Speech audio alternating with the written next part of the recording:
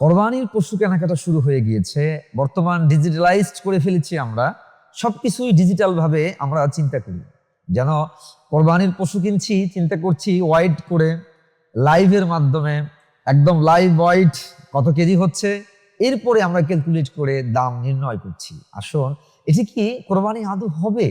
আপনি ওয়াইড করে কিংবা লাইভে দেখে একবারে কত কেজি মাংস পাচ্ছেন, কত মন মাংস পাচ্ছেন, আপনি ক্যালকুলেট করে গরু কিনছেন। আদৌ কি এটি কোরবানি হবে আপনার? একটা বারও কি ভেবেছেন কোরবানির অর্থটা কি? একটি বারও কি চিন্তা করেছেন কোরবানি কেন করছেন? প্রথম কথা ভাইয়ারা প্রিয়, যে যেখান থেকে দেখছেন দেশ বিদেশের সকলকেই বলি, কোরবানি এটি একটি ইবাদত।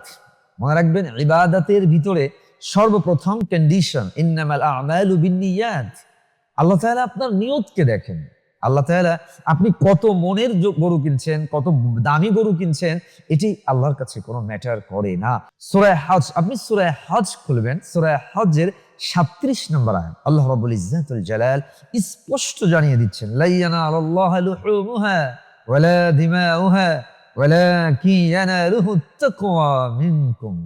আল্লাহ তাআলা বলছেন, হে বান্দা, তোমার কোরবানির পশুর রক্ত মাংস এটা আমার কাছে পৌঁছেই না, আমি আল্লাহ সেটা দেখেই না, আল্লাহ তাআলা সেদিকে তাকানি না। আরে ভাই, আপনি কত মনের গরু কিনছেন, কত টনের গরু কিনছেন, কয়টি গরু কিনছেন, আল্লাহ তাআলা দেখেনি না। আল্লাহ তাআলা দেখেন আপনার নিয়তকে, আপনি কার জন্য স্যাক্রিফাইস করেছেন।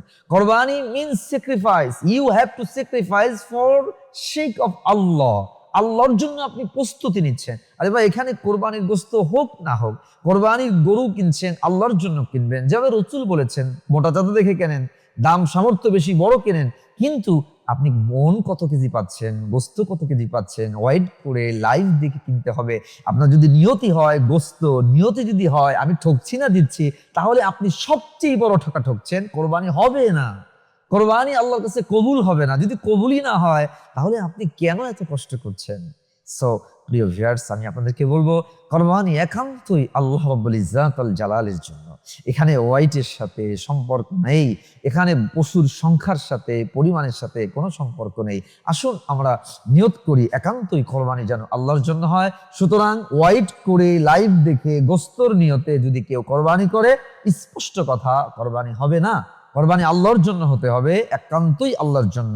হ্যাঁ, আপনি ওয়াইট করছেন ভিন্ন প্রেক্ষিতে, ভিন্ন কারণে, ভিন্ন জিনিস, আপনার ম্যাটার নিয়তটা যেন আল্লাহর জন্য হয়। প্রথম কন্ডিশন কোরবানি কবুল হওয়ার জন্য।